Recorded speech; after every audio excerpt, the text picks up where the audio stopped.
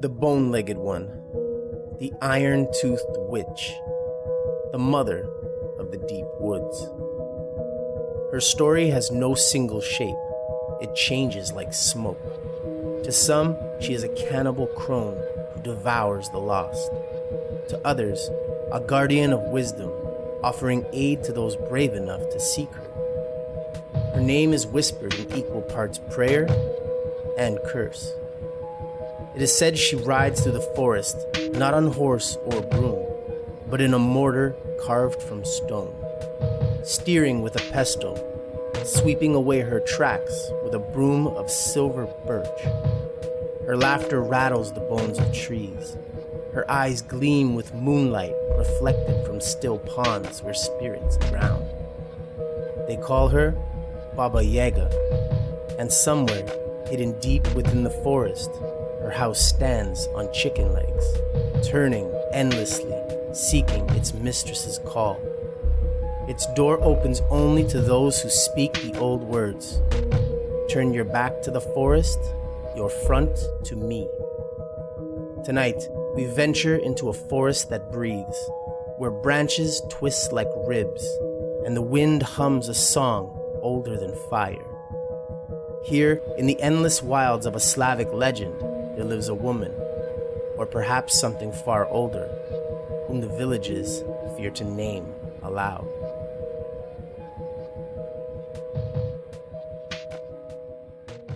Deep in the forest, where the trees seem to watch and the wind whispers secrets, a hut stirs on chicken legs, circling endlessly as if alive.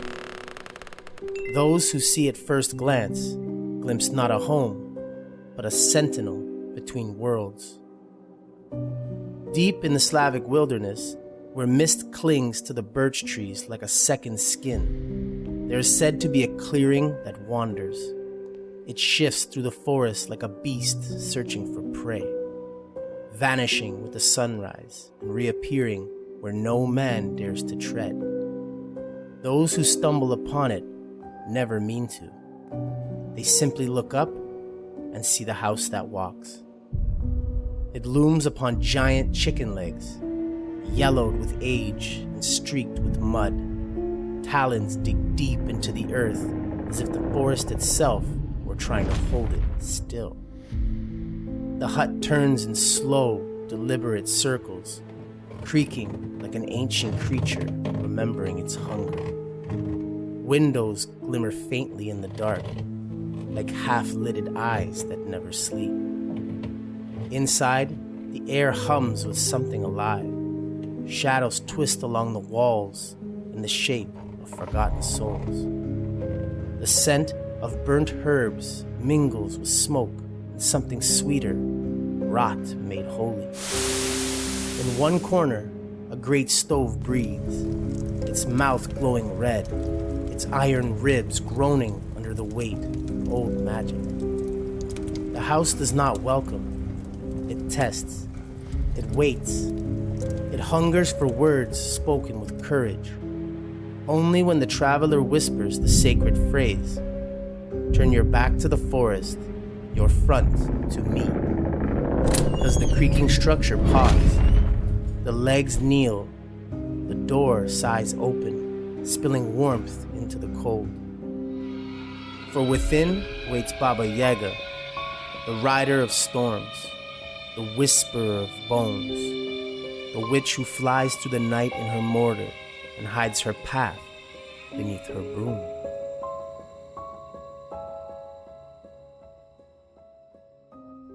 Three witches, one name, countless faces. And each encounter is a trial that can shape life or death. To meet Baba Yaga is never to meet the same being twice.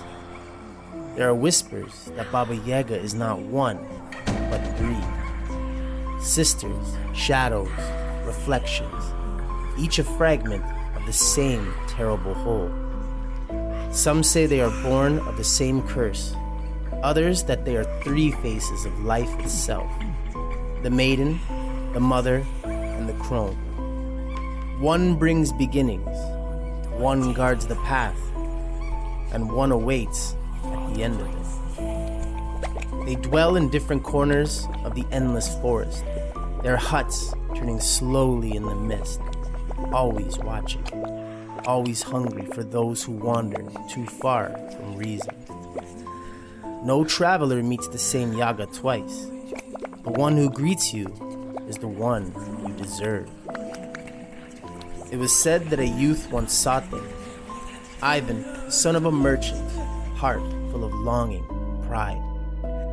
He came seeking the thrice 10th kingdom, a place beyond mortal reach. To find it, he needed the guidance of the Yagas. The first only laughed and sent him on. The second warned him, gifting him 3 horns to summon aid if the third grew wrathful. And the third, youngest and most merciless, smelled the Russian scent on him and licked her iron teeth in delight. Yet when he played the horns, her rage called forth every bird of the forest.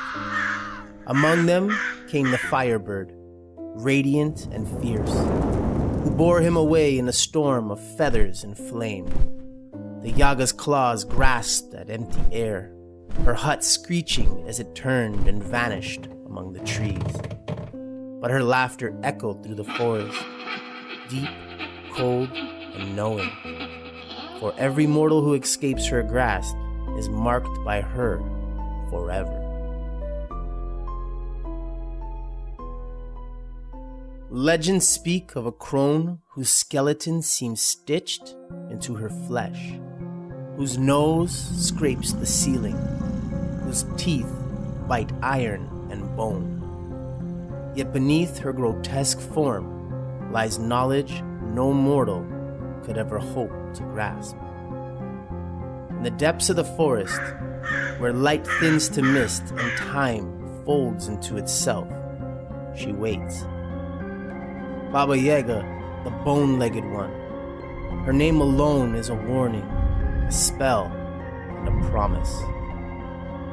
They say her house turns endlessly, creaking on its chicken legs, restless as if the earth itself rejects her presence. Within, the air is thick with smoke and herbs, and something far less innocent. The faint, metallic scent of blood. Her stove burns without fuel, glowing like the heart of an ancient furnace. And stretched across it, half sleeping, half listening, lies the witch.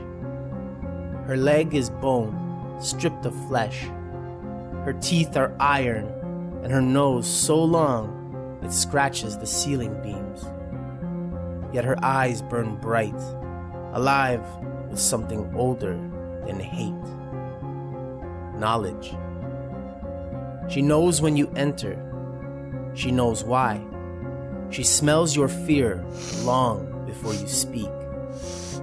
Those who faced her must endure the unbearable stillness, as though the forest itself holds its breath. Then comes her voice, rasp, deliberate, neither kind nor cruel. Are you here by your own will or by compulsion? The wrong answer means death. The right one brings something stranger. A test, a task, a mirror held to your soul. For Baba Yaga does not give gifts freely. She trades in transformation. Some emerge reborn, others ashes in her fire. To the wicked, she is punishment. To the brave, revelation. And to the lost, she is the forest's final truth. Baba Yaga is not evil. She is the storm and the soil, the decay that feeds new life, the test that reveals the unworthy. Those who enter her realm walk a path between creation and annihilation. Baba Yaga is not good, and she is not evil. She is balance, the dark equilibrium that the world itself obeys. Long before her name was whispered as a curse, she was something older. Perhaps a goddess, perhaps a spirit, perhaps the forest's first heartbeat. To the ancient tribes, she was the cycle of life itself. Birth, decay, and renewal bound in one unblinking gaze. When they left her offerings of bread or milk, they were not pleading for mercy. They were acknowledging truth. For Baba Yaga is nature personified. Her iron teeth grind away weakness. Her pestle and mortar churn the boundaries between life and death. The same fire that devours her victims also forges the pure-hearted into something stronger. In her duality, there is order. To meet her is to be tested, not by cruelty, but by necessity. She strips away illusion, burns away comfort, and leaves you raw before the eternal cycle. Those who fail call her a monster. Those who survive call her a teacher. Some say she was once the Earth Mother, her face carved into the roots of the world, before her name was twisted by fear and time. Others call her the moon's shadow, or the winter that kills so spring may bloom.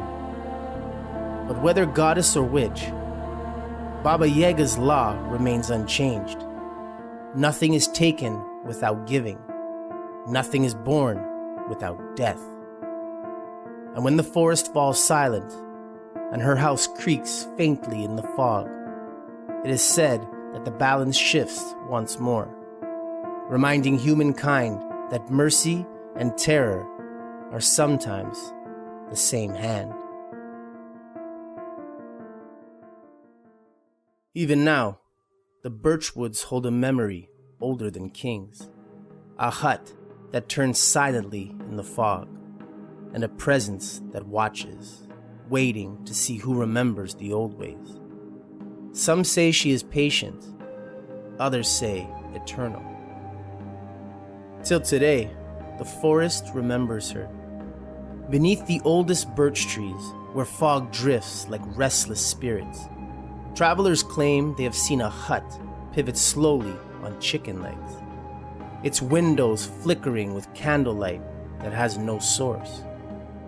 The air smells of smoke and herbs, and somewhere within, a broom scrapes the forest floor in silence, erasing paths that mortals think they have walked.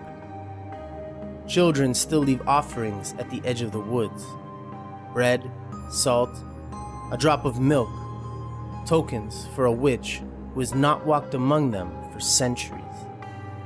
Mothers warn their sons and daughters to never stray past the birch line, whispering of her gaze, the bone-legged crone whose iron teeth grind the unworthy into dust. And yet, there is more than fear.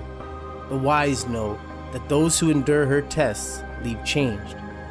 They speak of wisdom glimpsed in a glance, of courage measured against the impossible, and of a quiet strength that no ordinary trowel could forge. She watches from the shadows, silent as the wind, waiting to see who carries honesty, who carries greed, and who is willing to pay the price of passage.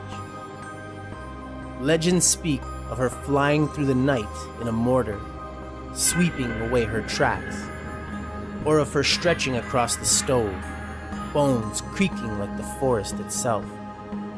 Each sighting is different, each tale unique, because Baba Yaga is never the same.